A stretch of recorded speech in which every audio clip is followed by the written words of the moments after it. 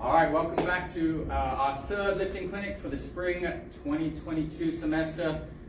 Today we are going to be covering the stretch shortening cycle, which is the kind of the anatomy, the mechanical action that's happening in our muscles and our tendons whenever we do explosive type contractions.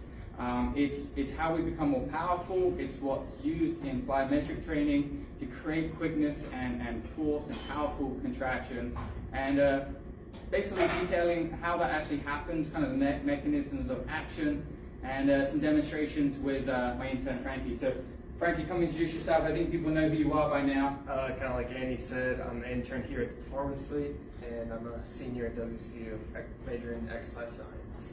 All right, so behind us we've got a 24-inch box. Very common, we see these with box jumps.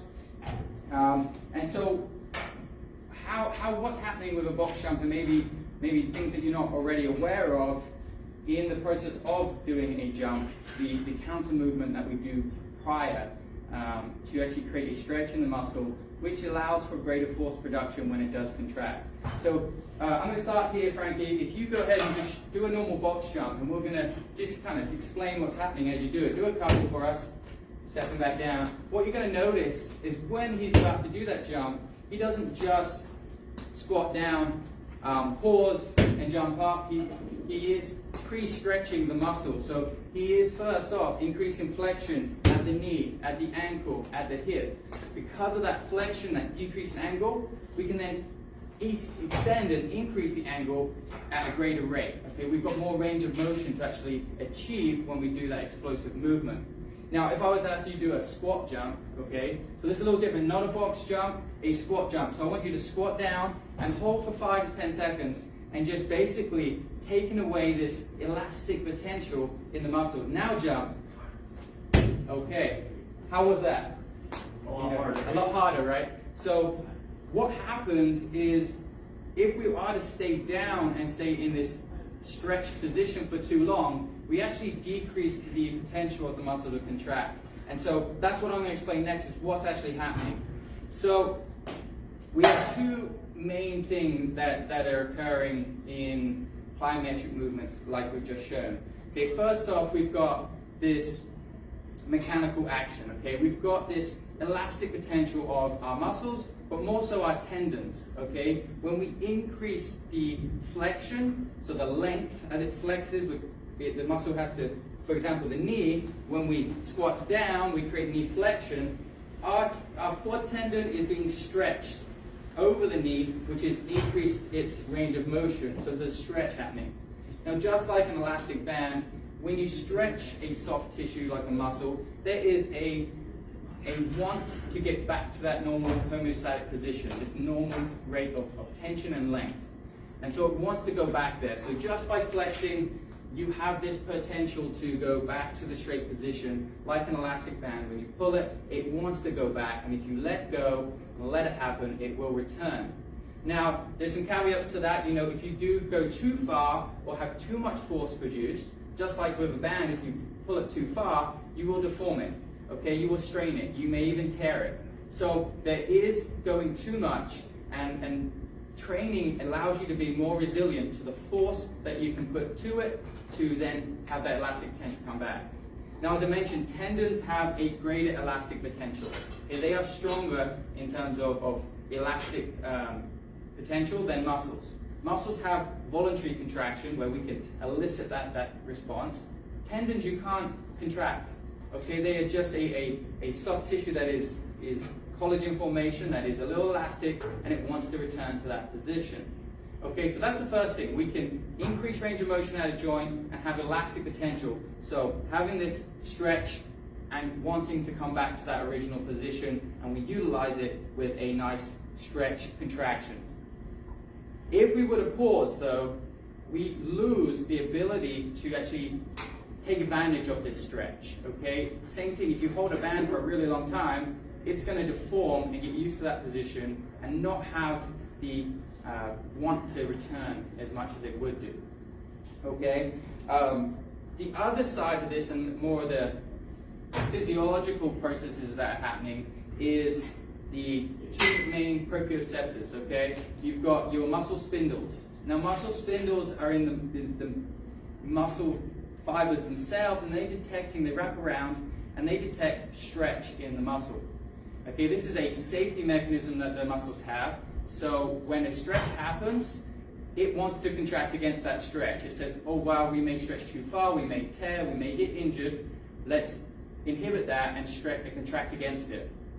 So it detects stretch and rate of stretch. So if it gets rapidly stretched really quickly, it wants to return back to that position. It may get hurt. It's a safety mechanism that the body has.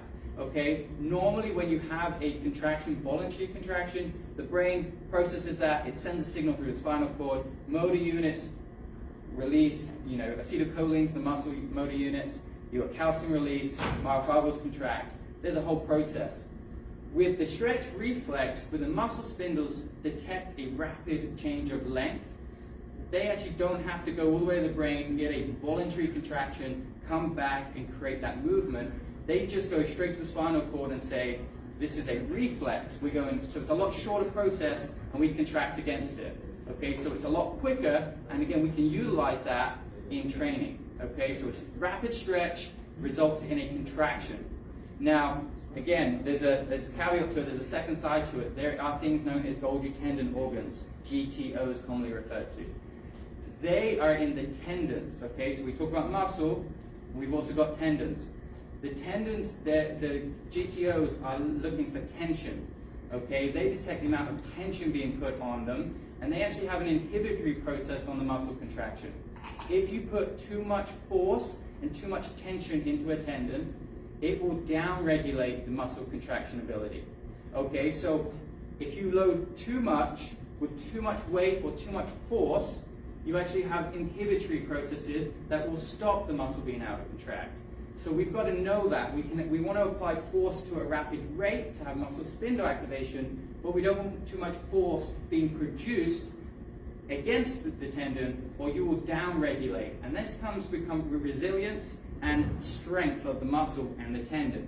So in training, we have to develop more tension in the muscle so that when we apply that tension, it doesn't create something that's so unknown to the GTOs that they inhibit a counter reaction. So that's the physiological side of it happening. And then as I referred to kind of in that is the tension of the muscle itself, the active state of the muscle. A tight muscle has a greater potential to forcefully contract than a relaxed muscle.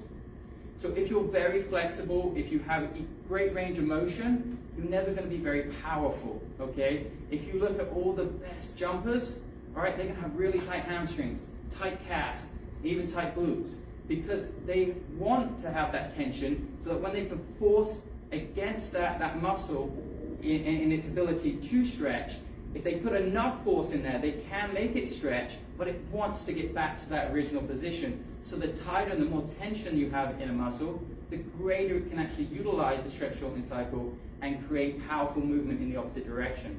Okay, so active state and tension is a place that's part of this strength shortening cycle. So let's talk about the stretch reflex that I did mention before. Go ahead. You've probably seen this before. We do this on physical tests where we're looking at the patellar tendon stretch, right? So this is looking at the patellar tendon right below the patellar bone itself, and that's attached to the quad. Okay, so we're going to apply this. If I put a rapid stretch on the tendon by pushing it in, causing it to have to move around and stretch, it's going to say, oh, that's dangerous. I don't like that. We're going to create contraction in the quad to stop that happening, get away from that movement. Okay, so all we need to do is create a quick impulse to this tendon. Good, and we're seeing a reflex in his leg. So we apply pressure, we create a stretch in this tendon, it's pulling on the muscle, there's a reflex, I want to contract against it.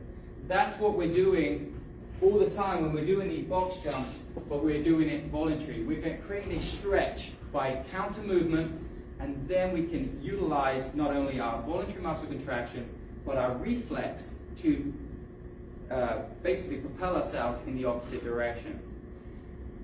So when you're training with this, what do we notice? What are the things? We have to be very quick in our stages of movement. So with the box jump, or it happens with any limb, any change of direction, when you're changing, going down to up, right to left, arms forward and back, we first have this eccentric motion. We have this lengthening of the muscle. That's what we're doing as we, on the downward phase. We're lengthening the quad, we're lengthening the glutes, okay? We're even lengthening the calf, all right, when we're in that downward phase. That's eccentric motion. We then have the transition from eccentric to concentric when we're coming back up. And we know this as the amortization zone, or the coupling zone between the two parts, concentric and eccentric. We want to load the eccentric. We want to have minimal time switching between eccentric and concentric. So long length, quick change of direction. We want to have a stretch in that muscle, and we want to be able to apply force in the opposite direction. So the three stages there, the eccentric, the amortization, and the concentric action, which is what we're trying to achieve when we actually jump or move in a different direction than we first were going. What we typically see is if this timing, okay, from lengthening to concentric, we often call this the ground contact time. If we're doing a quick movement, right to left, or we're down and up, even a depth jump where we're jumping off of a box and then back up, we want that to be less than 250 milliseconds, okay? If it becomes longer than 250 milliseconds, your muscle spindles get shut down, okay? We get more tension development and we get less of a stretch. A stretch impulse, if it's quick. If it's slow, stretch, pause, we don't get that response, which is kind of what I was trying to get Frank to demonstrate with that pause. We exaggerated for 5 seconds there. But you pause, you take away the actual stretch, and you almost have a relaxation in the muscle tension, and therefore you can't get that response, that elastic potential to jump back into a more powerful movement. Okay, so it's really critical that the speed from eccentric to concentric is fast. We want quick movements, and we can do this by plyometric training. We can do agility ladders, little pogo jumps. We can do box jumps, all sorts of things that get us used to putting tension into one direction and then changing it really rapidly. It takes maybe a few months, 4 months or so, to get resilient. Okay, and what we have to be careful is that we don't put too much force into that muscle tendon, because too much force will elicit a danger response to the GTOs, and they're going to shut down that muscle activity. We want enough to create stretch, and we have to have resilience. We have to have strength in that muscle. It's got to be saying, oh, that's a stretch, but I'm strong enough to deal with that. If it goes too far and it stretches with too much force, like if I was to jump down from this box and then jump up again, that might be too much with gravity and my weight on the eccentric portion creating too much force that I can't actually jump as high as a result, or if I was just to do a normal jump, okay? Sometimes this may be beneficial. It depends on the resilience and the strength of your muscle tendon and the muscle tension. We want to have big, strong muscles. The bigger, the stronger the muscles, the tighter the muscle, the better you're going to be able to apply explosive movements, okay? We want range of motion. We want the muscle to be able to get to that range of motion, but we want it to be like, you're going to have to really push a lot of force to get me there, and then I can easily move away from it. So there's a relationship with how much force we're producing and the length of the muscle that we're creating to propel us in the opposite direction. So kind of to summarize, that's kind of the stretch shortening cycle wrapped up there. It's not a huge topic. It is create some force, create a stretch, let the muscle spindles to take that stretch and have a reflex. We also want to voluntarily contract with that reflex, so we add to it, and we can create a nice concentric, powerful action to create higher and more powerful movements. So that is the stretch shortening cycle. I hope that's helpful so you start to understand it. And if you have questions, go ahead and email me, shoot me a message, and I'll be happy to answer those. We've got our extra credit word today. We'll say muscle spindles, because that's really what's the big key here on that reflex. Muscle spindles is your key word.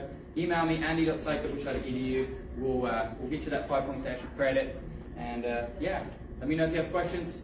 Have a great rest of your semester. Good luck with finals.